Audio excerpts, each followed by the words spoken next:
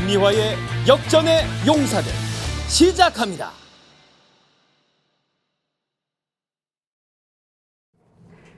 스픽스를 사랑하시는 여러분, 해외 동포 여러분, 안녕하십니까? 역전의 용사 김미화 인사드립니다. 예. 역전의 용사들 원래는 밤늦게 했었는데, 아니, 7시 50분 이 근방에 어쩐 일입니까? 이런 여러분들 굉장히 많으셨어요. 특히 우리 봄님 같은 분도, 졸기택님이, 역전의 용사들 그 밤에 하는데 7시 50분경에 하네요. 이렇게 남겨주셨는데, 이렇게 시간 바꿨습니다. 앞으로도 역전의 용사들 이 시간에 많이 사랑해 주시고 좋아요, 구독 눌러주시기 바랍니다.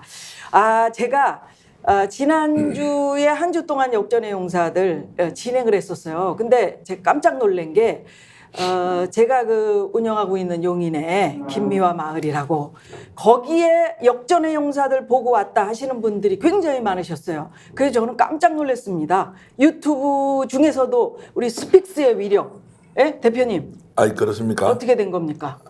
몇 분이 아는 척 하시던데요. 정말 많은 분들이 오셨어요. 예. 주말에 역전의 용사들 주중 5편을 돌려보니까 김미화 쌤 나온 거를 조회수가 한 7만 5천회 좀 나오죠. 와우, 거 봐요. 예, 그렇게 많이 보신 거예요. 그렇게 해서 많이 보신 것 같아요. 예. 실제로 오신 분들이 그렇구나, 다행입니다.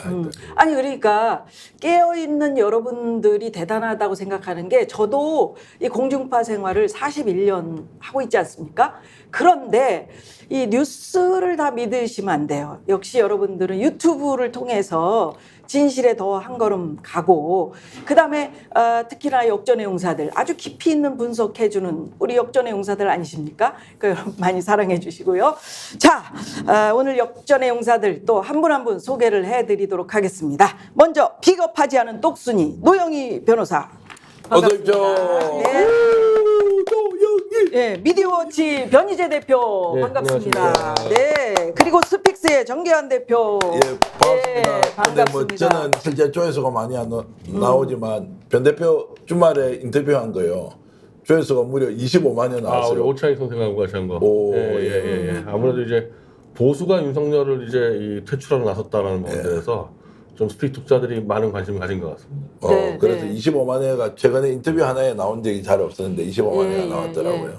그래서 이제 많은 분들이 이제 지금 보수가 뭐 그런 얘기도 하셨는데, 우리 희재가 달라졌어요. 이런 분들 계시는데, 희재는 달라지지 않았습니다, 여러분. 잘 보셔야 돼요. 저분은 자기는 진골인데 주변에 있는 어떤 가식적인 그런 사람들이 가면을 쓰고 이제 보수인 척한다, 그죠? 네, 그런 얘기잖아요. 네, 맞습니다. 그래서 이제 그런 사람들을 공격하니까 많은 분들이 시원하다 이렇게. 오늘도 제 개인 방송에서 어쨌든 여러 지금 보수가 윤석열 퇴출에 나서고 있으니까 윤석열 만세 부르는 가짜 보수 다 정리하자. 그래서 다시 판짜자. 제가 그런 제안을 하고 있습니다. 그래서 제가 우리 변희재 대표를 보면서 오히려 저 사람이 투명하다. 뭐 정권에 따라서, 뭐 대표에 따라서, 이렇게 뭐 유불리에 따라서 이렇게 색깔을 달리하는 그런 자기를 감추고 이렇게 살짝 그런 사람들 많거든요. 그래서 오히려 얼마나 속이 다 보여. 투명하잖아. 그래서 변희재 대표 인정. 그 부분에 대해서는 좌우는 뭐 옳고 그름은 여러분들이 보시는 여러분들이 판단하시는 거고요. 자, 그러면 첫 번째 소식. 오늘 대통령이 혼자가 아니고 내외분이 출국을 하셨네요. 예? 출국을 했는데 투르크메니스탄 조금 전에 도착했다고 또 기사가 뜨더라고요. 네. 자원 외교도 하고 여러 가지 전략적 제휴 때문에 간다는데, 혹시 그 얘기 들으셨나요? 오늘 당초 계획보다 출국 시간이 1시간쯤 더 늦어졌다. 여러 이야기가 나옵니다. 그래요? 시청자 여러분, 오늘 아침에 8시 50분에서 9시에 공군 1호기 대통령 전용기가 이제 뜨기로 했는데 1시간쯤 뒤에 출발했습니다. 아마 이제 왜 그러셨나?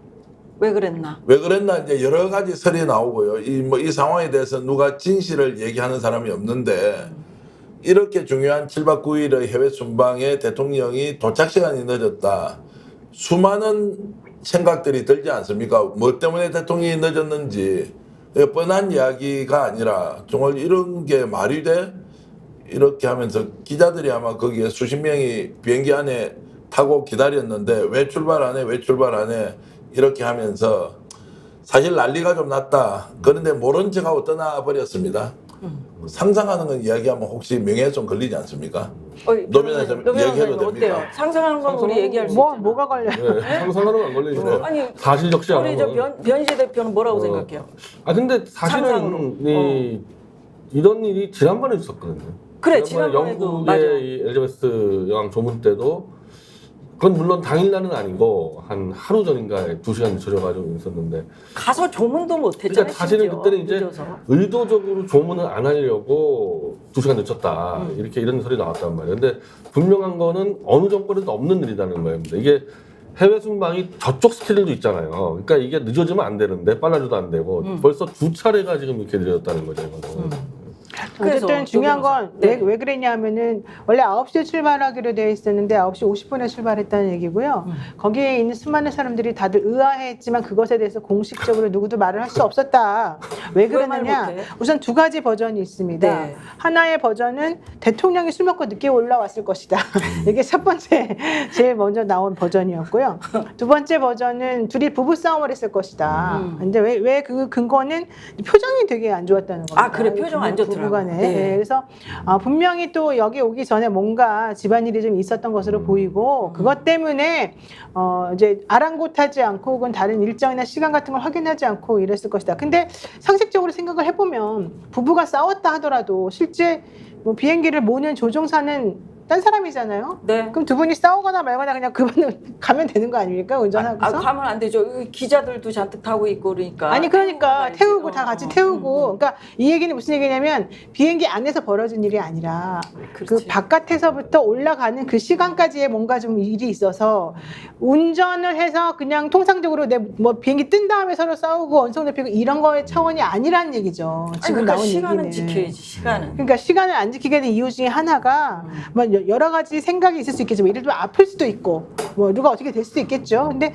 제가 봤을 때 이제 여러 가지 버전 중에서 그래도 가장 요즘 가능성이 많다고 나오는 버전 두 개가 제가 지금 설명을 드린 버전이었는데 이제 그 버전을 생각하더라도 좀 공과사를 구분을 했었어야 되는 게 아닌가. 지금 네. 좀 전에 말씀하신 것처럼 한두 번이 아닌데요. 이 얘기 좀 나왔잖아요. 좀 전에도. 나중에- 지난번도 설명 안 했어요. 네, 네. 네, 아니, 지난번에도 나중에 지금 설명 안 이제 했습니다. 비행기에 기자들이 많이 타고 있으니까 나중에 뭐 알아보고 또 기사가 나오거나 뭐 그럴 리는 기사가 없겠지. 나오지 않겠죠. 그럴 리는 없어.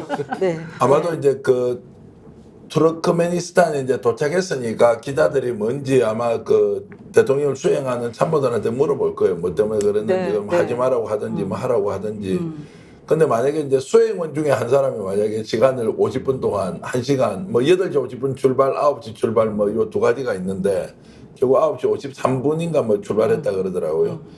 그렇게 이제 늦어졌으면 어떻게 됩니까? 그 사람은 수행자가 만약에 그러게. 이제 그건 뭐- 수행원 중에서 이렇게 늦게 왔다 이러면 어떻게 되냐고요. 그 있을 수 없는 일인데 대통령이나 영부인은 그렇게 해도 된다는 것 자체가 요즘 늘 이야기하는 김종대 의원 말씀 제가 그냥 단어만 좀 차용했었으면요.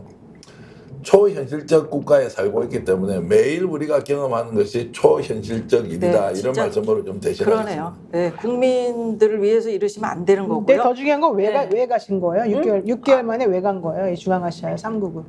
아니, 우리나라를 위해서 가신 거지. 그러니까 우리나라를 위해서 그렇게 가는 무엇을 위해서 우리나라를 아니, 위해 무엇을 위해서 포항하고 좀 연관되는 것 같아서 우려스러운데 아 이 진짜 난데없이 지금 자원외교를 가는 네 거죠. 이거 거기다가 이명박 이게 자유한 외교인가? 석유도 연관돼 있고 카자흐스탄에 마구잡이 던져대고 있는데 이 연관된 문제여서 더 큰 국제 사고 치지 않을까. 아니 생각해봐요. MB 때 제일 가장 큰 문제가 바로 자원외교 아니었었습니까? 근데 그 결과론적으로 뭐 나온 게 하나라도 있었나요? 아니 그것 때문에 돈이 많이 지금 들어갔죠, 석유공사가 오히려. 지금 이 파산 사태가 그러니까 나서 예. 이번에 포항도 석유공사 돈으로 개발 못해서 국민세금 써야 되는데 그러니까 그걸 또 다시 거기 가서 지금 막 던지고 있거든요. 보니까 또 하필이면은 정권에 붙잡혀는 SK가 가서 또 설치고 있고 야 이거 대형 사고 치겠다는 생각이 듭니다. 근데 그 아브레오란가 뭔가 하는 그 박사는 실제 제대로 된 회사를 가지고 있는 것도 아니었다는 거잖아요. 네? 거의 뭐 네. 페이퍼 컴퍼니 수준이었다는 거잖아요. 근데 석유공사가 일단 또 사과를 했긴 했더라고요. 아니 석유공사가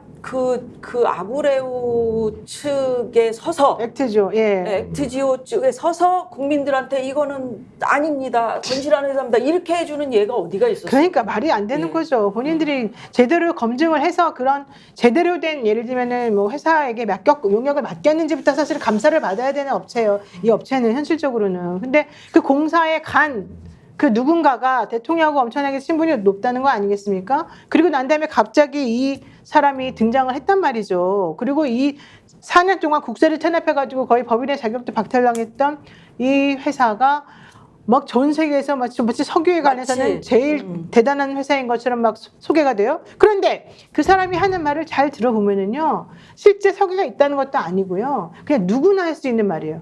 그냥 있을 것으로 추정이 된다. 그럴 가능성도 있다. 근데 이게 조사하고 이제 뚫어봐야 한다는 근데 거잖아요. 이게 대통령 입으로만 가면 있다가 돼버리니까 하는 말이죠.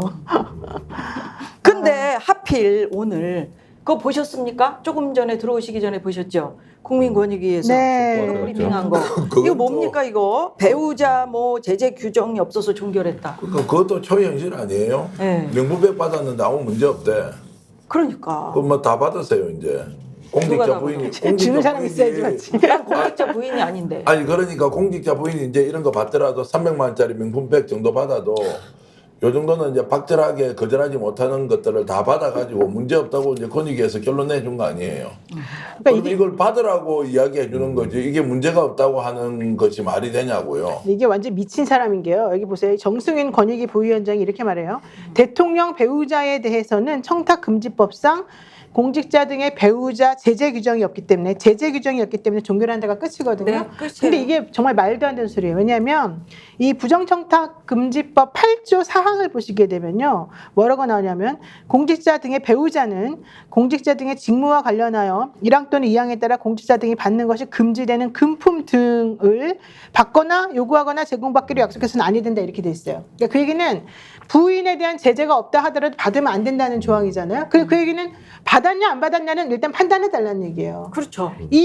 그게 이 김건희 여사가 그러니까 이 김건희 씨를 고발한 그 단체에서도 김건희가 받은 그 백이 파우치냐 백이냐 300만 원 이상이 명품이냐. 뭐냐 이게 받으면 안 되는 그 100만 원 300만 원 그 요건이 있지 않습니까? 그 요건에 맞지 않는 것을 받았느냐 안 받았느냐 이걸 먼저 판단해 달라는 얘기였기 때문에 배우자에 대해서 처벌하는 규정이 없다 하더라도 권익위가 해야 될 일은 실제 그런 백을 받았는지 그 백은 받으면 원래 안 되는 것을 받은 것이었는지 이거에 대한 명확한 결론을 내려줬어야 된다는 거죠. 아니 제가 오늘 하필이면 왜 오늘 권익위에서 명품백에 대해서 이러한 결론을 내렸느냐라고 이제 말씀을 드렸던 것이 여러분들 보셨잖아요. 비행기 올라서 비행기 오르기 전에 앞에 인사할 때 에코백 드셨죠. 에코백 들었어요. 네. 바이바이 플라스틱 뭐 그래서 들었는데 이게 이상하잖아.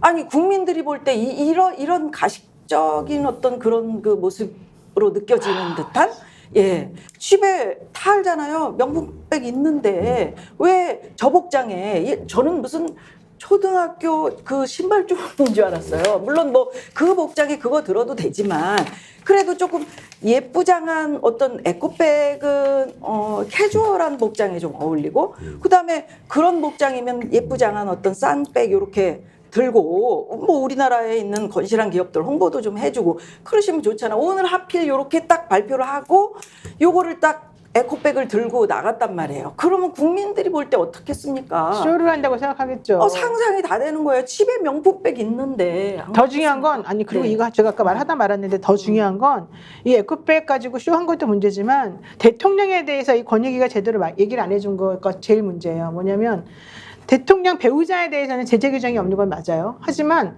대통령에 대해서는 제재 규정이 원래 있어요. 있죠. 뭐냐면 부인이나 자기 친척이나 가족이나 이런 사람들이 받았을 경우에는 받았다는 사실을 아는 순간 즉시 신고를 해야 되는 거예요. 자기 윗사람에게. 물론 윗사람이 없으니까 그 공식적으로 자기 밑에 있는 비서에게 말을 하든지 했어야 되겠지만은 그렇다면 권익위에서 수사를 이걸 의뢰받은 이후에 해야 될 일은 우선 김건희 씨가 받은 게 뭐냐. 김건희 씨가 받은 게 그 부인이 공직자 부인이 받으면 안 되는 물건이었냐 받아도 되는 물건이었냐 확인해 주는 거. 세 번째 그 물건을 받은 다음에 남편에게 알렸느냐 남편은 그 사실을 언제 알았느냐, 남편은 알자마자 그 사실을 신고했느냐, 이것들 5개 정도는 확인을 해줘야 되는 거예요. 아니 KBS에서 대담할 때 그때 알았던 거 아니에요? 그 대담을 할 때 얘기를 보면은 했잖아. 이미 자기는 네. 알게 됐다고 말을 해줬잖아요. 그럼 그 시기가 정확히 언제인지, 언제부터 언제까지 비는 시간이 있는지, 언제 알았는데 그 다음에 조치할 때까지도 얼마나 공백이 있는지 이거 다 확인해줘야 되는 거고, 권익위가 원래 하라고 했던 얘기는 그 얘기예요. 대통령 부인을 처벌할 수 있는 조항이 없다는 건 누구나 다 알아요. 다 알죠. 그러니까 그거를 제대로 하라고 했는데 여기서 한다는 말이 이렇게 한심스럽게 배우자 제재 규정이 없기 때문에 종결한다? 그게 무슨 말입니까? 누가 몰라 지금. 그리고 이럴 때는 권익위에서 이렇게 수사한 다음에 우리가 보기에는 잘못된 걸 받았으니, 그리고 이걸 남편에게 언제 얘기를 했다고 하니 그 남편이 그걸 알은 다음부터 얼마 있다가 또 이걸 신고해야 되는데 규정을 어긴 것 같으니 이걸 제대로 수사해 주세요라고 관련 부서에다가 수사 의뢰를 해야 되는 거예요. 근데 이런 거 하나도 안 하고 관련 뭐 제재 규정이 없으니 우리는 종결합니다. 그게 뭐예요? 그럼 처음부터 받지를 말아야지, 이 사건 자체를. 만약에 이 논리로 지금 이걸 위반상 없다고 처리하려고 그랬으면요, 네. 그냥 신고 받자마자 했으면 되는 거죠. 그러니까 그 키를 해야죠. 그러면 적으로 각하를 해야죠, 각하를. 끌었습니다. 아주 뭐 제가 볼 땐 국민권익 사건에서 최장으로 끈 것 같은데, 그럼 6개월 동안 최소한 뭐 했는지를 발표해줘야죠. 어떻게 뭐 했는데 어느 정도까지 누굴 했는데, 조사했는지, 조사 내용도 없어요. 참고인을 조사했는지, 김건희 여사를 불렀는지, 소환 조사를 했는지, 서면 조사를 했는지, 준 사람인 최재형을 어떻게 조사했는지, 실질적으로 그러니까 처벌 규정이 없다라고 하는 것을 모르지도 않았을 텐데 6개월 동안 뭐 했는지, 왜 대통령에게도 안 물어봤는지 이런 걸 확인해야죠. 그래서 야권이 김건희 여사를 둘러싼 각종 의혹이 해소되지 않은 상황에서 동행 순방 부적절하다 비판하고 있는 거잖아요. 뭐 당연한 이야기고요. 저는 이제 정성윤 교수가 부산대 교수 출신이지 않습니까? 이분이 학자적 양심을 가지고 결론을 냈다. 아무리 봐도 이것은 지적해야 될 것과 지적하지 않아야 될 것을 구분해서 분명히 얘기를 하는 것이 학자적 양심에도 맞는데, 최근에 제가 드는 느낌은 왜 우리 사회가 진짜 이렇게 되어가고, 이제 대통령 한 사람이, 영부인 한 사람이 저렇게 그 비정상적인 방식으로 국정 운영을 하는데도 제대로 얘기를 하는 사람이 없을까? 그러면 양심을 다 팔아버렸나? 포기했나? 뭐 이런 생각이 들고요. 그 국민적 의혹이 저렇게 많은데도 투르크메니스탄하고 뭐 우즈베키스탄하고 간다고 뭐 광물 외교한다 막 이렇게 가면서 당당하게 나가잖아요. 그리고 검찰 인사 다 해가지고 정말로 수사하겠다는 사람 다 날려버리고 뭐 이제 이런 상황들을 그냥 쳐다보면서 별 문제 아니다. 그 심지어 국민의힘 국회의원 중에 한 사람은, 저 진주에 있는 사람은 뭐 국민들한테 줄 25만 원 가지고 하면은 뭐 100몇십 번을 그 시출을 할 수 있다 이런 이야기도 하면서 완전 황당무계한 이야기가 매일 연속해서 터지는데도 아무런 대응을 못하고 다들 오히려 대통령한테 박수치는 저 사람들 정말 국민으로 인정을 해야 되느냐 마냐 이 생각까지 하거든요. 아니 근데 오늘 이게 수사가 이렇게 늦어지고 있는데 그 참고인으로 출두를 해야 될 그 행정관 2명도 같이 갔다면서요? 그거 쳐다보라고 하는 거 아니에요? 쳐다보라고? 한번 봐. 너 데려가네요. 누구 조사하는지 한번 봐. 뭐 이제 이렇게 하는 거 똑같은 거 아닌가요? 그러니까 그러면 이제 둘 중에 하나겠죠. 좋다. 당장 돌아오는 대로 다 소환하겠다 하거나, 아니면 와, 저 정도 하면 정말 겁나구나. 나도 조심할까. 뭐 이 둘 중에 하나 생각하지 않겠어요? 지금까지 어쨌든 하는 입장 볼 늦어지지. 때는 이제 이 수사기관에다가 시그널 주는 거죠. 이 정도로 우리가 신뢰하고 있으니까 엄두를 내지 마라. 네.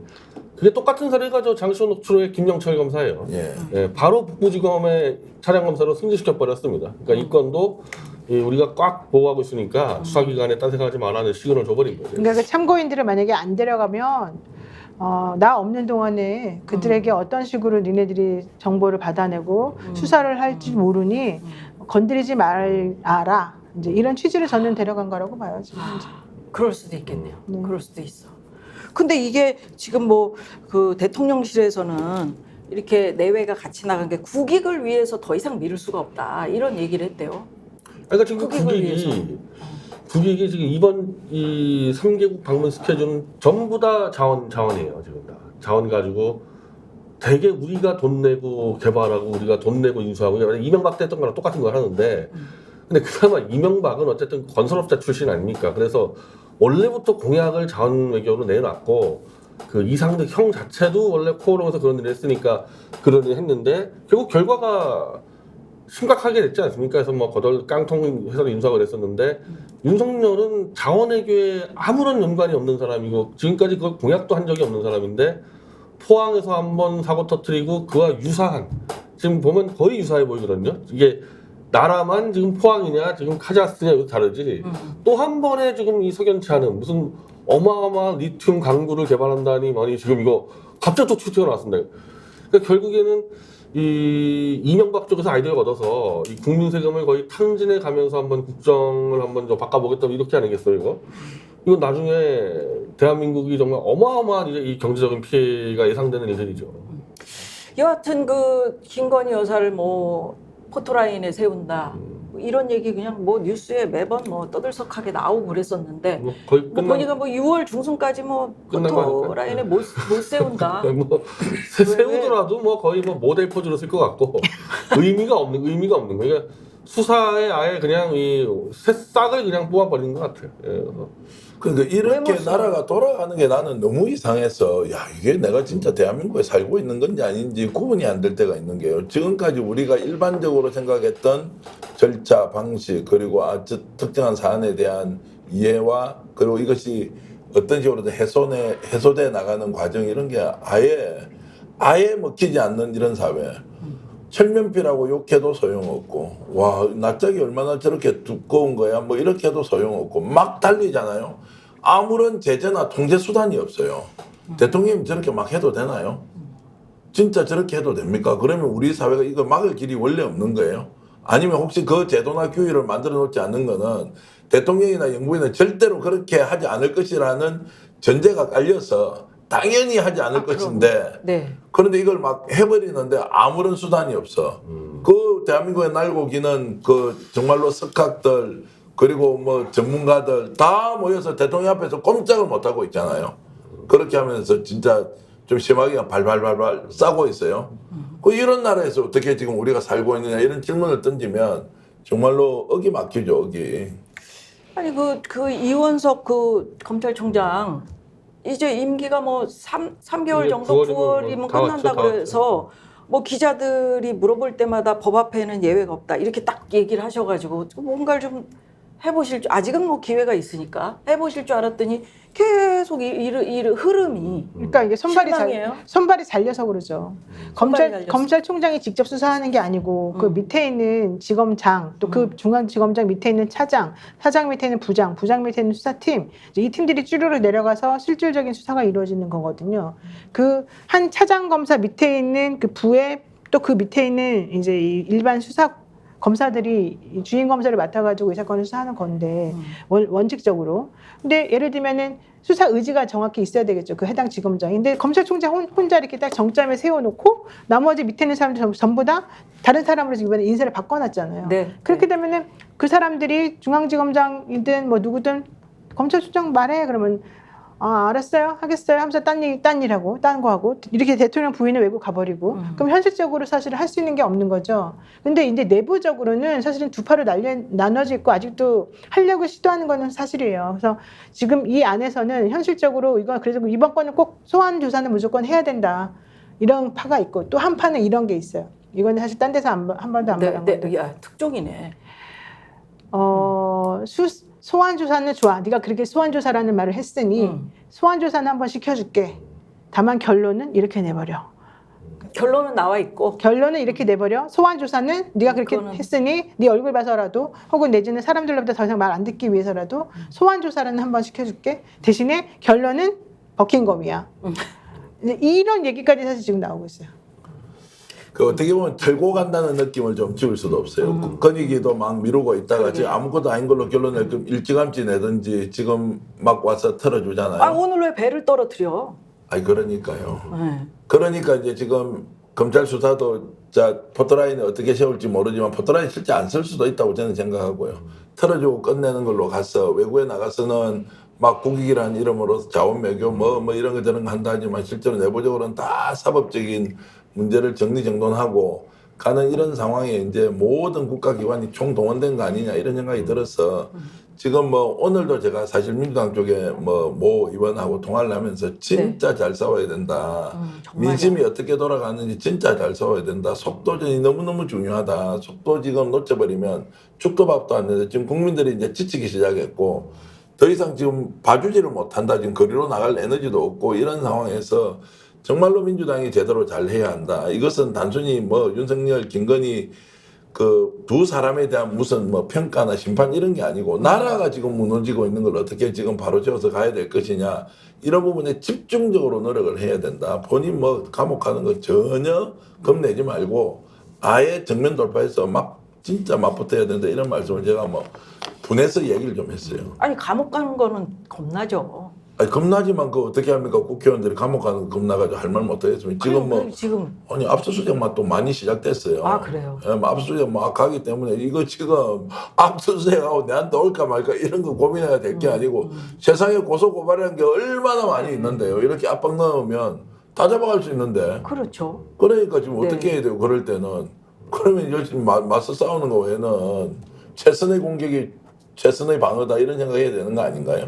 그럼 민주당 입장에서는 특검 도입 요거 꼭 해야 된다라고 지금 주장하고 있는데 거기서 더 한 발 나가서 진짜 뭐 내가 어떤 불이익을 당하더라도 이건 꼭 관철시켜야 된다라는 마음을 가져야 된다라는 말씀이신 거죠. 그렇죠. 뭐 그렇게 지금 저는 할 거라고 기대하고 뭐 여러분들은 그렇게 확고한 마음을 먹고 있더라고요. 근데 그렇게 하지 않으면 이거 지금 뭐 바로 잡히고 이런 게 아닌데. 예, 변호사님 왜 볼펜만 돌리고 있어요? 아니 근데 지금 그러니까는 이 검찰 내부가 제일 민감한 게 그 권력의 형배, 이 정권이 얼마나 갈 것인가 이거에 따라 많이 달라지거든요. 지금 3년 남았다 그러면 이 정권이 정상적인 정권이면 아직 여기서 레임덕 걸리면 안 되고 2년까지는 일단 검찰이 이 대통령이나 이쪽에 좀 이르고 이제 예, 빌어야 돼요. 그런데 지금 애매하니까 사실은 중간에 변절을 한 거거든요. 누가 변절했어요? 이원석 총장하고 뭐 변절이라고 볼 수 있어요. 그러니까 이제 마음속으로 조금 네. 이제 본인의 의사를 이제 표현한 거예요. 그래서 송경호라든가 뭐 고영권이라든가 뭐 이런 사람들이 이제 있어요. 근데 그걸 보고 나서 윤석열 대통령이 다 잘라버렸잖아요. 니네 그렇게 변절하면 안 돼. 변절할 수도 있도록 내가 놔두지 않겠어. 힘을 보여주겠어. 해서 다 잘라버렸잖아요. 그러니까 이 사람들이 아직도 이 사람들 3년 유지될 수도 있겠다 이 생각을 하는 거예요, 검사들이. 그러면 안 되면 두 번째 더 중요한 건 총선 끝난 다음에 그러면은 총선이 딱 끝나자마자 직후에는 이제 바뀌겠다. 하도 민주당이 많이 됐고 이렇게 저렇게 됐으니까. 그리고 윤석열이나 한동훈이 서로 싸우고 있고 국민의힘이 서로 복잡하니까 얘네들 힘도 없고 비실비실하겠지 했어요. 근데 그로부터 웬걸 한 달이 지났는데 여전히 건재하고 대통령은 여전히 자기 하고 싶은 대로 하고 김건희 여사는 이제 나타나가지고 자기가 막 이제 다시 돌아다녀 옛날부터. 자, 그러면은 이제 검사들이 딱 보기에 이 정권이 앞으로 1년 있으면 무너진다, 2년 있으면 무너진다 이렇게 생각할까요? 아니면은 3년까지 다 갈 수도 있을지 모르겠다. 어쨌든 2년은 버티겠다 생각할까요? 계속 간다고 보겠죠. 가늘고 길게. 최소 2년은 버틴다고 생각하는 거예요. 그러면 최소 2년이면 검사들 임기가 이제 그때 가면 또 변경이 돼요. 그래요. 그 전까지 그럼 할 거 다 뽑아먹고 나가자. 우리도 이렇게 생각하는 거예요. 그러면 여기서 지금 끈 떨어진 뒤응박이 돼버린 이원석의 말을 듣고 이거를 계속 할 것이냐. 그렇지 않고 우리가 지금 새로운 시그널을 주고 있는 김주현이나 이런 사람들 다 보고서 다시 전열을 정비할 것이냐. 이 문제에 서 있는 거거든요. 근데 원래 밑에 있던 사람들 중에서 김건희 수사 좀 정리해야 된다고 했던 사람들은 현실적으로 그래도 사람들이 이건 너무 심하다. 이건 우리가 그동안 털지도 못할 정도로 이거 너무 엉망진창이었으니까 이거 우리가 이번에 꼭 한번 하고 가서 우리가 뭔가 명예를 좀 드높이자 했는데 결국에는 드높이지도 못했을 뿐더러 그 손발을 다 잘라나가는 걸 봤을 뿐더러 이번에 이화영 재판에서 완벽하게 사법부가 이쪽에 힘을 팍 실어주는 걸 또 봤어요. 네. 그러면 검찰이 사법부하고 따로 놀지 않아요. 다 항상 같은 편이기 때문에 같이 움직인단 말이에요. 흐름에 따라서는. 그러면 이 사람들이 이제 또 짱을 보는 거예요. 또 이제 내가 이제 이런 말씀들 죄송하지만 그러면 마음들이 계속 왔다 갔다 하는 거예요. 오늘은 이쪽으로 해야 된다고 기자들한테 이렇게 얘기하고 내일은 저쪽으로 해야 된다고 또 기자들한테 이렇게 말하고 또 자기네 마음도 어젯밤에 잘 때 마음 다르고 올 때 마음 다르고 일할 때 마음 다르고 내가 뭐 하려고 뭐 내 힘들게 해가지고 내 인생을 망칠 필요가 있어? 또 내지는 망치는 거 좋아. 내가 회사 그만둔다고 쳐. 여기서 회사는 이제 검찰청을 말하죠. 검사 그만둔다고 쳐. 그럼 돈을 벌어야 되는데 내가 어떻게 해야지 나중에 돈을 많이 벌게 될까? 이 생각을 다 하고 있단 말이에요. 그러면 사람들이 우리가 맨날 말이 왔다 갔다 하는 게 아니라 물어볼 때마다 그 사람들의 말은 그 말을 그 당시에 진실을 말했어. 그 다음에는 말이 다 달라지고 마음이 달라지기 때문에 또 거짓말이 돼버리고 이 상황이 돼버리는 거예요. 그러니까 이 나라가 혼란스러운 게 다 윤석열이 버티면 되더라. 윤석열이가 끝까지 안 하고 저렇게 하니까 다 되더라. 민주당 봐라 하는 게 뭐냐. 좀 오히려 이제는 이재명 리스크 얘기가 훨씬 더 많이 나오는 상황이 됐어요. 그래도 제가 인생 살아보니까 우리 정기환 대표님도 살아보셨지 않습니까? 우리가 예, 역전의 용사들이잖아요. 이게 뭐 버티면 다 되더라? 안 됩니다. 인생이 자기 마음대로 안 돼요. 또 어느 변수가 있어요. 그렇기 때문에 그냥 막무가내로 이렇게 그 생각하시는 거, 또 그렇게 가는 거, 요거는 좀 우리가 지켜봐야 될 거예요. 변 대표는 어떻게 예, 보세요? 지금 예. 이 상황에서 실제로 민주당이 몰리고 국힘은 또는 윤석열 대통령이 막 저 기세등등하게 계속하고 있는 거 이게 이걸 받아들일 만해요. 아니, 일단은 지금 자기들은 아마 방어에 성공했다고 볼 겁니다. 예. 오늘 아마 이제 상임위에서 11개를 가져가도 마찬가지일 예. 거고 이제 이 국회를 무력화시키고 뭐 그냥 이제 가두리 딱 쳐서 똘똘 뭉쳐봐야 우린 버틸 수 있다. 아마 이 계산 나왔을 텐데 근데 여기서 하여튼 지금 최대 아마 계산에 못 들어간 게 아스팔트 그 광화문의 정광훈 세력이 이탈하고 있다는 이런 거는 아마 이 계산에 없었을 거거든요. 근데 아까 우리 김미아 선생님 말대로 전혀 예상치 못한 변수가 터지는 거죠, 이런 것들. 네. 그 실제로 거기서부터 무너질 수가 있는 거고, 뭐 저는 원래 그 처음부터 원래 이 정통 보수가 이탈해야지만 이게 무너질 거라고 봤었는데, 이 바깥은 지금 잘 막고 있는데 내부에서는 만만치 않게 무너지고 있다는 거예요. 어디 저 방송에 보니까 뭐 정광 목사에 대해서 뭐 이야기 하시던데? 퇴진 선언을 했으니까. 퇴진 선언했다고? 네, 퇴진 수행 선언을 했으니까. 근데 이제 그래요? 이 정광훈 목사도 지금 공천원금이 걸려 있어가지고 잘못하면 지금 뭐 수갑 차기 딱 좋은데 뭐 그런 협박이 들어오지만은 더 제가 이 파악하기로는 올드라이트는 더 버틸 수 없는 상황이에요. 윤석열을 더 지키고 비호할 수 없는 상황으로 왔기 때문에 문 하나는 또 무너졌다. 다른 문은 또 막고 있는데 또 이 문은 무너지고 있다. 그래서 국회 기능을 저렇게 무시하고 이제 대통령실이 주도해서 국가 경영을 할 수 있다. 국회 너희들 없어도 돼. 거부권 행사를 실제로 올라올 때마다 아예 그냥 이제 그렇게 해버리면서 이것도 한 번도 상상을 해본 적이 없거든요. 그래서 제가 이제 21대 0으로 상임위원장 배정을 했다. 18대 0으로 지금 이제 11대 7 뭐 이렇게 해보자고 하는데 지금 국민의힘이 응하지는 않고 있어요. 그러면은 18대 0으로 상임위원장을 민주당 중심으로 다 배정을 했다고 했을 때 집권 여당인 국민의힘이 국회 등원을 안 해버리는 거예요. 네. 이게 상상이 됩니까? 집권 세력이 국회를 아예 안 나와버려. 국회에서 입법 활동을 안 해. 이런 일이 벌어지더라도 나라가 돌아갈 것 같다는 생각이 드니까 이게 국회는 그러면 국민의힘을 어떻게 다루어야 하고 국회가 대통령실을 어떻게 견제해야 되느냐는 걸로 봐서는 사실상 전쟁 외에는 다른 수단이 없다. 아니 그 국회의원 개개인이 입법 기관 아닙니까? 우리를 대신해서 그것을 법을 만들어 달라고 그러고 나라를 운영하는데 우리의 의견을 반영해 달라고 지금 국회의원을 뽑았잖아요. 네. 그렇기 때문에 제가 볼 때는 뭐 예를 들어서 국민의힘 의원들이 뭐 전체적으로 뭐 안 나온다. 계속 뭐가 안 돌아간다. 여기서 법을 바꾸면 되는 거 아니에요? 어떻게 바꾸냐? 혼자 못 바꾸나? 아니 바꾼 이제 또 모조리 거부권 행사겠죠. 모조리 예. 또 거부권이. 모조리 거부권 행사. 그러면 전쟁이네 정말. 아니 전쟁인데 그래서 저 인상을 한번 보십시오. 네. 저 이제 국회에서 이게 지금 상임위 이제 뭐 결정하자고 저렇게 하고 있는데 뭐 완전히 지금 이제 국회가 국회의원들로 구성이 되어서 기능을 만들어야 하는데 지금 뭐 대통령 때문에 아예 기능 자체가 사라지는 또는 포기하는 그래서 집권 여당이 국회를 포기하는 상황이 네. 일시적으로 올 수 있다. 지금 1분 전 속보 예. 원구성 협상 결렬 민주 속보도 상임위원장 아니야. 단독 선출 강행. 그러니까 예. 이제 파행이 돼서 네, 파행이에요. 파행이 그냥. 되고 이제 예. 국회를 그냥 무력화하겠다는 거예요. 네. 국회. 지금 이야기는 오늘은 이제 11개 상임위원장만 지금 11개로 지금 이제 시작됐습니다. 시작이 됐고 예. 그리고 나머지 이제 7개는 여전히 아직 비어 있을 예, 거고요. 그 비어도 이제 그 7개를 안 가져갈 거고 아예 이 국회는 얼씬도 안 할 겁니다. 제가 뭐 국민의힘 법사위 운영이 때문에 지금 뭐 달라고 그러는 거 아니에요. 그 이제 이거는 아마 윤석열 쪽에서 강하게 지령이 갔을 거예요. 그러니까 윤석열은 오히려 너희들이 국회 안 오는 게 좋겠다. 그냥 국회를 아예 무력화시키는 게 자 좋겠다. 그렇게 하면 국회가 무력화되면 대통령실은 이제 불러도 국회 안 나오는 거예요. 국회 시정연설도 안 해 대통령이 집권 여당이 이제 이런 일이 벌어지는 뭐 예를 들면 또 이제 운영위를 가져왔잖아요. 그 운영위 가져오면 운영위에서 대통령 비서실장을 부르고 해야 되는데 안 나오는 거죠, 그냥. 예. 아니 그럴 때 국정원한테 안 국민들은 뭐 할 일이 없어요. 그러니까 이거는 이제 사실상 이제 대한민국의 대의민주주의 체제는 붕괴된 겁니다. 붕괴된 거예요.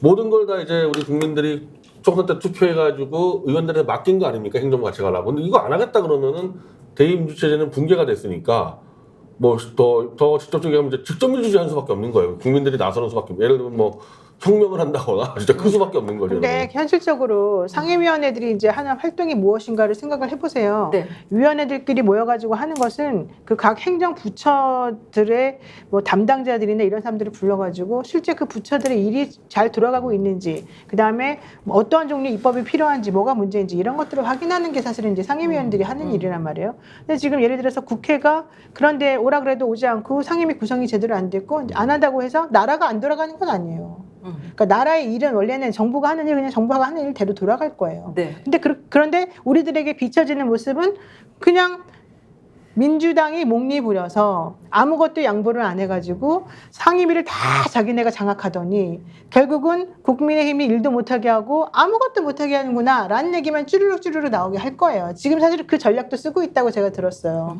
그리고 이게 나중에 지방자치단체 선거할 때 분명히 악영향을 미치게 역풍불도로 만들어내겠다가 또 이쪽에서의 전략이라고 제가 확인을 하고 왔는데 그렇게 되면 봐라 민주당 표몰아줬더니 일은 못하고 그다음에 대표는 계속해서 저기 끌려다니고 또 조금 있으면 분명히 또 4번째 재판 지금 한다는 거거든요. 이화영 부지사 관련해가지고.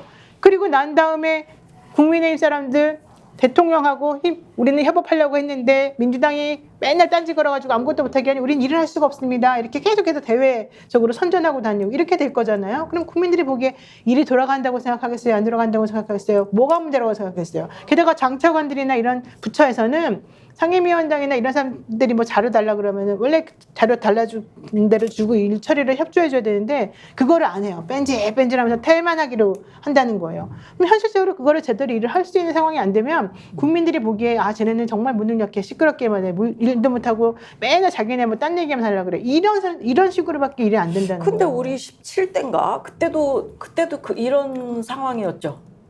그 우리 한번 17대? 뭐 우리 그 상임위 상임 전체를 이거는 이제 독식했던 김종인 씨가 이 비대위원장인데 김종인 씨가 오늘 얘기한 거 그때는 자기들이 야당이었기 때문에 넘겼는데 여당은 저렇게 하면 안 된다. 그러니까 야당이었으니까 여당 니네가 책임져야 했었지만은 그러니까 여당이 안 들어오면 하여튼 국회는 안 돌아갑니다. 예. 그러니까 정상적 사고로 지금 이게 자 국회가 기능을 못하는데 집권 여당이 사실상 태업을 해요. 그리고 상임위가 각 정부 부처를 불러서 현안 질의도 하고 내용을 파악해서 국민들에게 알려야 하는데 여기에 장관 차관이든 차관보다 아예 안 나와.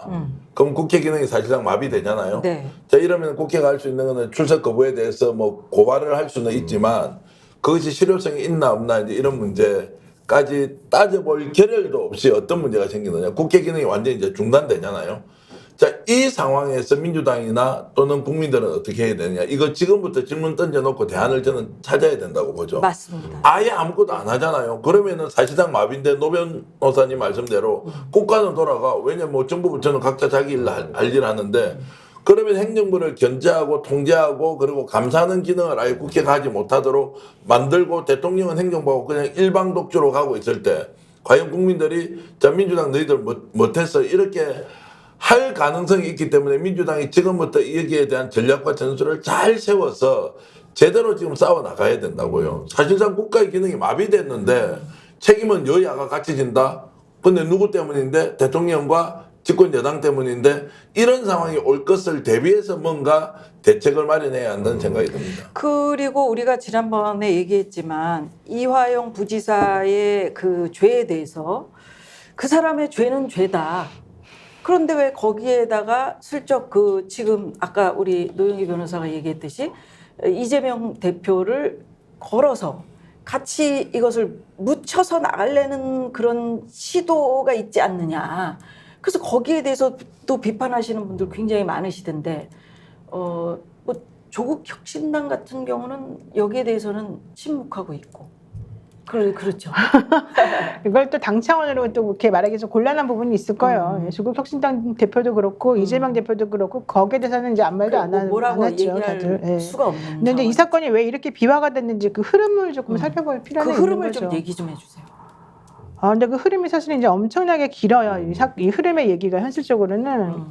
그러니까 이게 저는 이 사건의 처음 흐름은 원칙적으로 쌍방울의 그 시비를 발행하면서 이제 전환사채를 이제 익명으로 서로 그 거래할 수 있도록 되어 있는 이 시비를 발행하면서 50억의 차익을 남긴 사건이 하나가 있었어요. 그래서 그 사건 때문에 수원지검 여기서 이걸 조사를 하면서 이제 금융분석을 의뢰를 했어요. 어떻게 해서 50억이라고 하는 차이가 갑자기 얘네들이 남길 수 있었느냐. 그래서 이 흐름을 조사하는 과정 중에서 압수수색을 했는데 여기에서 이화영 부지사한테 법인카드 준 게 딱 나온 거예요. 그러니까 잘됐다. 이화영 경기도 평화부지사였지. 이화영 누구랑 친하지? 하면서 또 이제 여기서 이제 이재명을 그때부터 엮고 싶어 했었으니까 요 얘기가 이제 하나가 좀 나왔었지 않습니까? 네. 근데 그때 당시에 2018년도에 문재인 대통령이 그 남북 정상회담 할 때 올라갈 때 경기도지사니까 사실은 웬만했으면 이제 같이 갈 상황도 됐는데 이재명 대표를 안 데리고 갔어요. 그때. 그러니까 쌍방울이 그 당시에 이 CB라고 하는 것에 대해서 수익을 올리면서 또 한 번 이 북한의 나누스라고 하는 회사, 이 광물과 관련된 광물을 이제 그 만들어서 잘 해보라는 회사하고 주가를 조금 막 엄청나게 띄운 적이 있었었는데 그걸 아태협의 회장이라고 하는 안부수라는 사람하고 같이 한 적이 있었거든요. 그러니까 이제 김성태, 안부수, 그다음에 뭐 이제 이런 것들이 다 얽히면서 쌍방울이 돈을 북한으로 보내야 될 상황이 생겼던 건데 그 돈 보낸 것이 여기 이화영이 여기 왜 나오지? 이화영한테 왜 법인카드 줬지? 이재명이 있는 북한에 가고 싶었을 텐데 못 갔으니까 다른 방법으로 가겠지? 이런 흐름에 의해 가지고 연결이 돼가지고 다 여기까지 오게 된 거고요. 그래가지고 그 중간에 뭐가 있었냐면 이낙연 전 대표하고 그때 경선하면서 이제 서로 간에 막 내부 갈등이 있었던 거, 그다음에 대장동 사건 터지면서 또 문제 있었던 거, 이런 것들이 합쳐지면서 모든 것이 전부 다 이재명의 대통령을 만들기 위한 프로젝트 그 초전으로 다 연결이 됐던 거예요. 그래서 네. 쌍방울에서 돈 준 것도 전부 다 이재명이 나중에 대통령 됐을 때 자기네가 북한하고 잘하게 해달라고 하는 그 비용으로 미리 뭐 대신 내준 거다. 그러다 보니까 실제 일은 이화영이 했지만 그 뇌물 같은 경우는 저쪽에 전달하면서 북한에 주면서 현실적으로 그 이득은 정치적으로 엄청나게 우뚝 솟은 사람이 되게끔 하려는 이재명을 위한 것이었으니까 이재명이가 제3자 뇌물죄의 이득을 본 거다. 정치적 이득을 본 거다. 뭐 이런 연결 흐름으로 지금 여기까지 오게 된 거죠. 그럼 민주당 지도부가 뭐 오염된 증거를 채택한 거다. 이거 판결이 잘못됐다. 이렇게 지금 반박하고 있는 거잖아요. 그래서 이제 지금 이 문제도 이미 이재명 지사가 알았을 것이다 또는 공모했을 것이라는 추론에 의해서 국민의힘이 공격하고 당권 주자들이든 대권 주자들은 일제히 공격하고 보수 언론들 지금 난리가 났습니다. 뭐 엄청나게 공격을 하고 있거든요. 자, 이거를 어떻게 잘 이제 받아서 민주당이 국민들에게 이 사실을 소상하게 알려야 될 것이냐.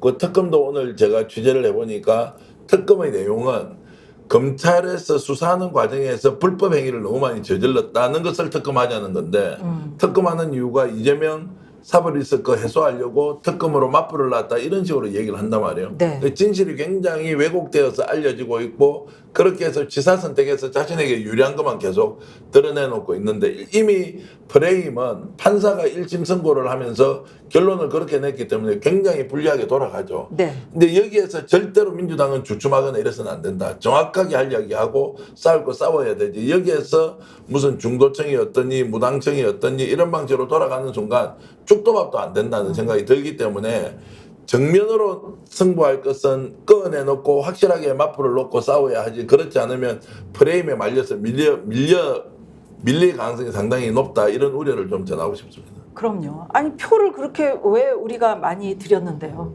그잖아요. 그러니까 잘해야 예, 되는데. 예, 잘하셔야 되는데. 지금 제가 오늘 그냥 예. 그 이야기도 하면 되는데 진짜 200석 못 만든 게요. 지금 이렇게 될 줄 알았으면 200석 당연히 넘겼겠죠. 그래도 지금 견제와 균형의 원리에서 협치를 하라 이런 것들이 민심의 핵심이었는데 지금 한번 보십시오. 108석 없고도 저렇게 마음대로 해도 아무도 제재를 못하고 그런 상황에서 민주당이 이제 큰 숙제를 안게 됐고 이걸 어떻게 풀어나갈 건지 좀 지켜봐야 하지만 진짜 전투력 높여가지고 속도감 있게 싸워야 한다는 말씀 좀 드리겠습니다. 예. 아니 그러면 그 원구성이라는 거는 언제까지 해야 되는 거예요?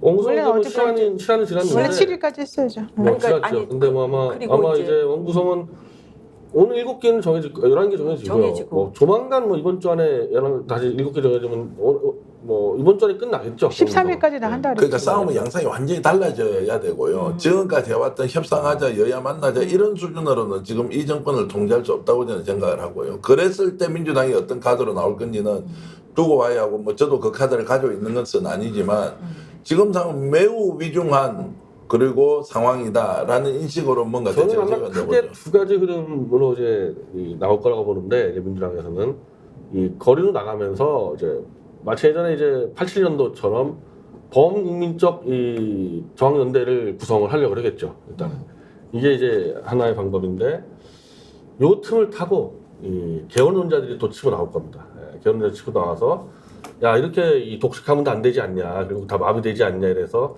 법사위 하나 넘겨주고 개헌으로 딜을 치고 이런 야합을 하려는 요 두 가지 흐름이 있을 텐데 제가 말한 이 두 번째 흐름은 아주 위험한 흐름이죠. 이거는 이제 결국 윤석열하고 딜을 치겠다는 건데 그 사람들이 지금 요 상황을 지금 노리고 있기 때문에 저는 민주당이 시급히 강경 투쟁도 좋지만 강경 투쟁은 무조건 기본이어야 되는데 폭을 넓혀야 돼요. 폭을 넓혀서 국민의 이 현재 윤석열에 대한 이 혐오 뭐 지금 80%가 아니야 80%. 근데 이 80%는 민주당이 다 커버를 못합니다.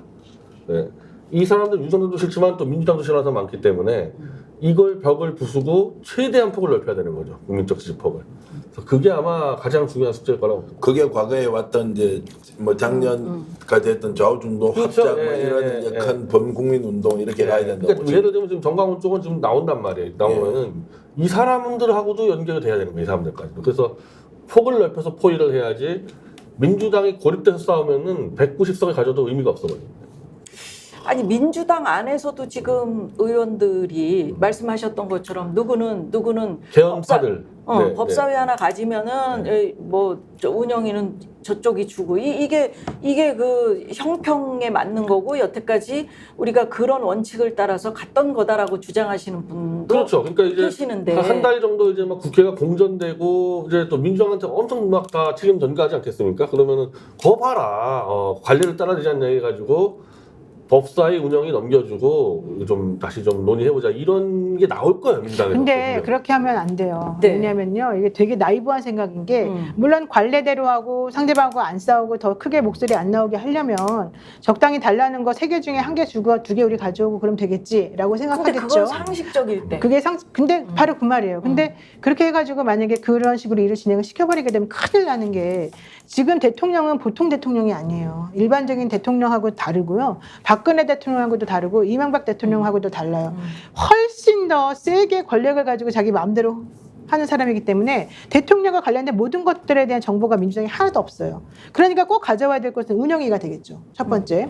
두 번째, 지금 대통령이 이 거부권을 너무 많이 남발하지 않습니까? 거부권 남발 때문에 모든 국민들이 질려하고 그래서 이번에 이렇게 결과가 나온 거예요. 네. 법사위 그럼 넘겨줄 수 있습니까? 지난번에 법사위 운영하는 그 모습을 봤을 때 이렇게 하면 안 된다는 게 너무 사람들에게 각인이 됐기 때문에 이번에 총선을 이렇게 만든 거잖아요. 그럼 법사위 넘겨줘도 됩니까? 안 되지 않습니까? 안 되죠. 자, 그럼 법사위도 민주당이 가져와야 되는 거예요. 예를 들어서 더 이상 대통령이 거부권 같은 걸 행사하지 못하게 하고 특검도 원활하게 이제 진행시키기 위해서는. 자, 세 번째 뭐가 있습니까? 과방위가 있습니다. 과방위라고 하는 것은 기본적으로 언론을 통제하는 그런 위원이란 말이에요. 그동안에 이 대통령이 집권한 2년 동안에 여러분들 언론 민주주의와 이 점수가 얼마나 떨어졌는지 여러분 입틀막 당하고 여기 우리 정기환 대표도 지금 벌써 몇 개나 지금 고발당했고 마찬가지란 말이에요. 그런 게 한두 건이 아니고 수많은 언론사들이나 신문사들이나 전부 다 할 말을 못하고 있지 않습니까? 다 땡년 뉴스만 되고. 그리고 2명이서 방통위원 2명이서 모든 걸 좌지우지했단 말이에요. 그거 이제 안 된다고 법원이 슬슬 총선 끝나고 나니까 좀 제동을 걸기 시작했는데 이 법사위원장을 이제 과방위원장을 또 넘겨줘 버리게 되면 이제 완전 도로함이 타불이 되는 거예요. 그러니까 과방위원장도 넘겨주면 안 되는 거죠.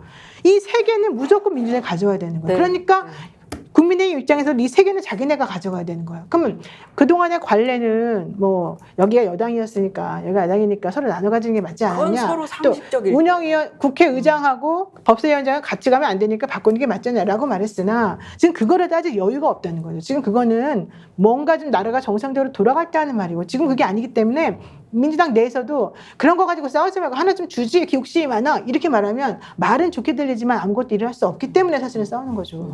우리는 다 입틀막 막 당하고 그러는데 우리 변희재 대표는 왜 입틀막 안 당해? 당했어요.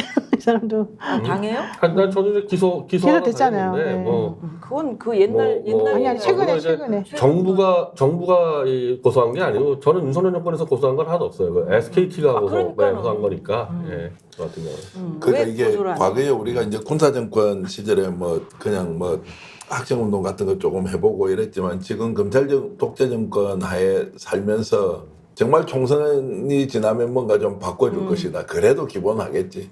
상식으로 돌아가겠지. 협치 좀 맞아요. 하겠지. 맞아요. 이런 것들이 이렇게 처참하게 무너질 것이라고는 생각을 못했는데 결론은 법적으로 보장해준 권한을 이렇게 막 남용을 하거나 이거를 정말 사유화를 시키어도 법적으로 통제할 수단이 없다는 건 단 한 번도 생각을 못했는데 그래서 사실 군사 독재보다 검찰 독재가 더하다. 더 했으면 됐지 덜하지가 결코 않다. 이제 이런 상황에서 국민들이 진짜 어떻게 해야 되느냐. 요즘은 저도 사실상 멘붕인 게 나가서 싸워보려고 하는 이 에너지도 생각보다 좀 뭐 총선 전에는 으쌰으쌰가 뭘 좀 해보자 이런 생각이 있었는데 지금은 그 에너지도 확실히 좀 줄어들었고 거기다가 더 이제 막 그 분노하면서도 어처구니 없는 거는 그걸 알고도 대통령과 영부인은 더 심하게 나가. 천공도 더 심하고 막 뭐 나라가 미쳐 돌아가는 이제는 두 사람이 아니라 집단적으로 이렇게 막 나서서 하니까 이게 막 기겁을 하겠는 거예요.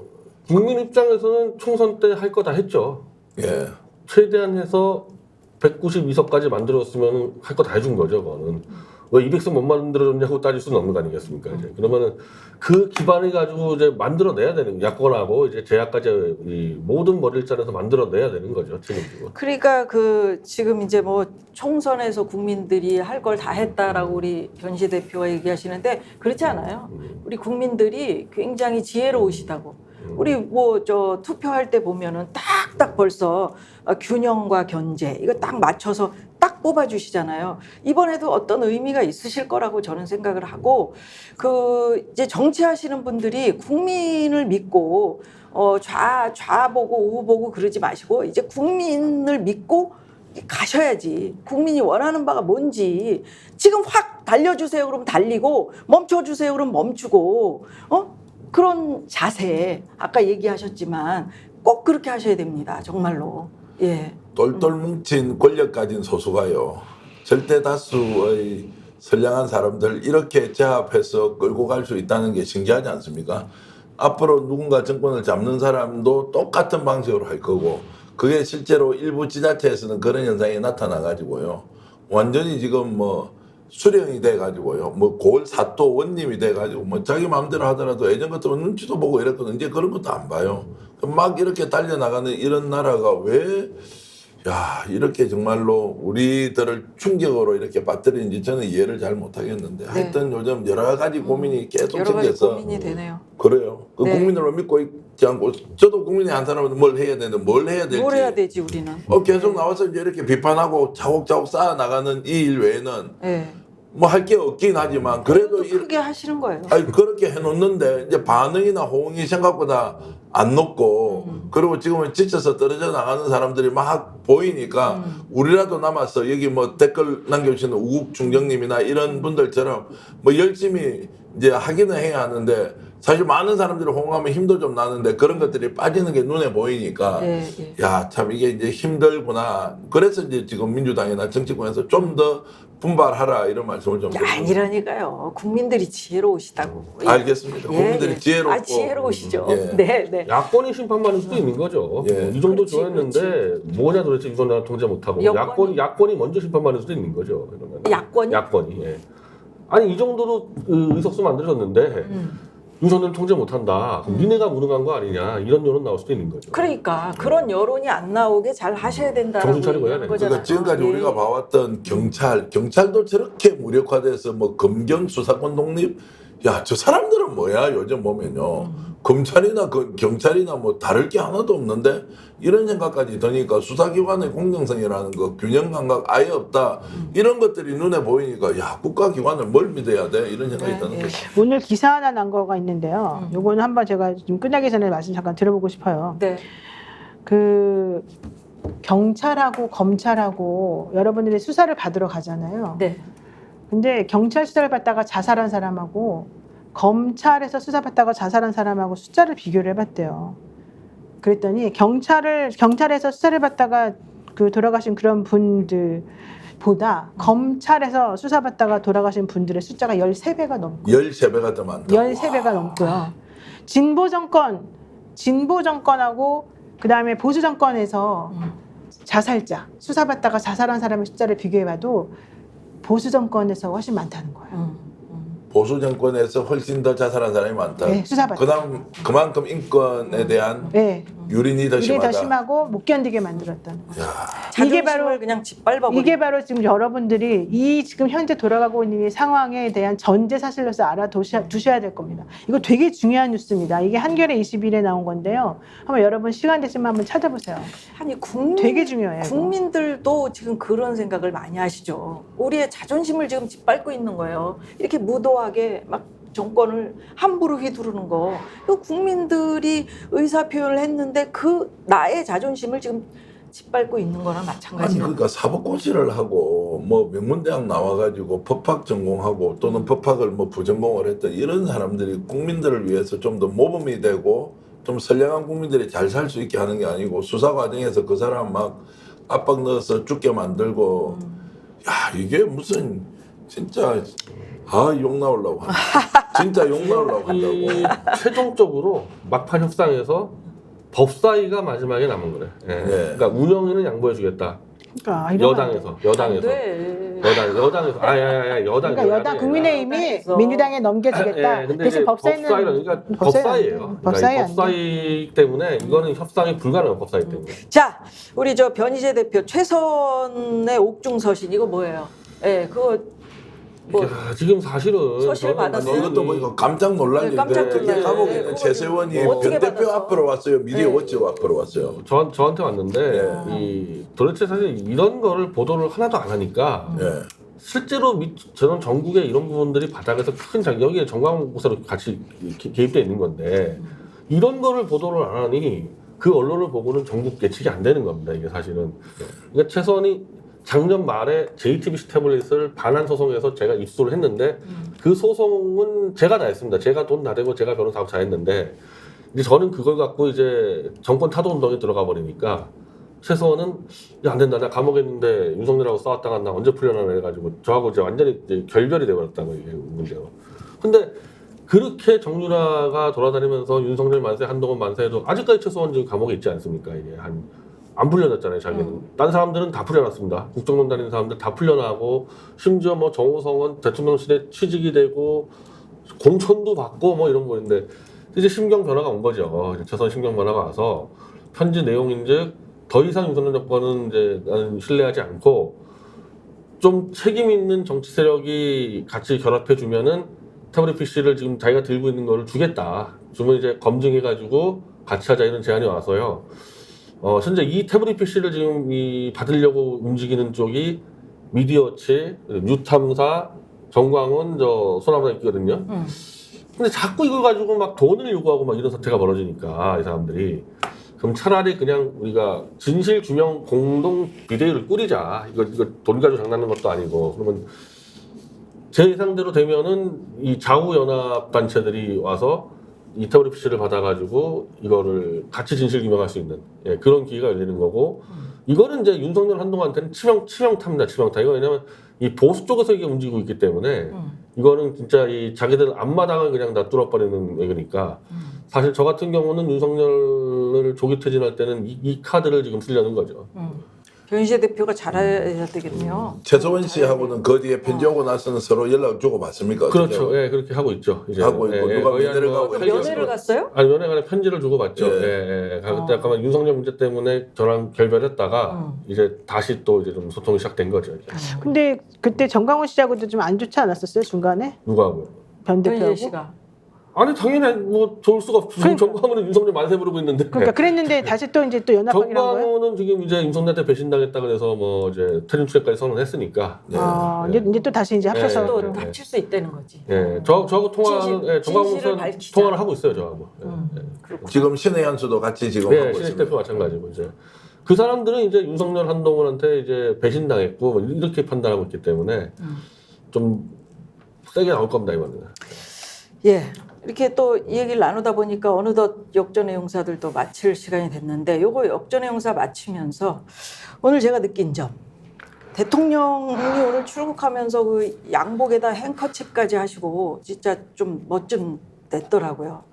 근데 그 어차피 국익을 위해서 이제 나가셨다고 하니까 거기서 이제 행사장에서 앉았다 일어나실 때 이제 바지 좀 축히지 마셨으면 좋겠다라는 그런 생각. 아니 멜빵 같은 거 있잖아요, 멜빵.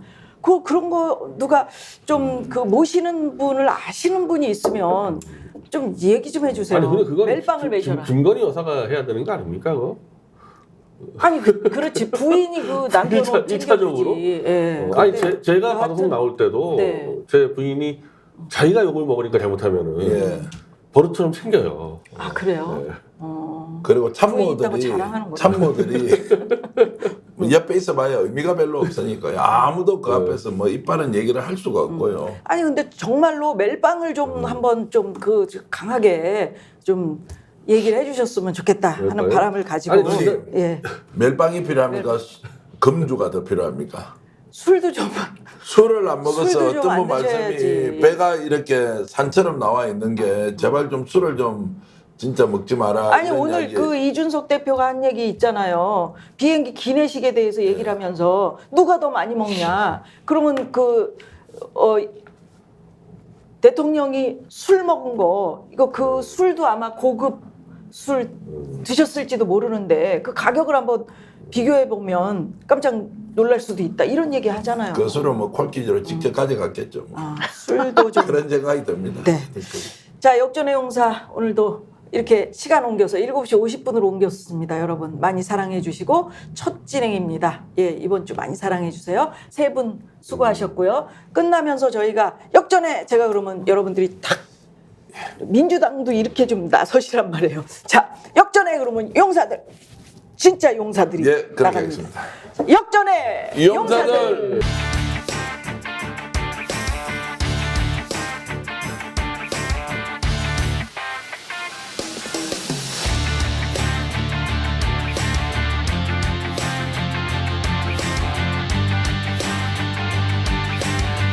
김미화의 역전의 용사들.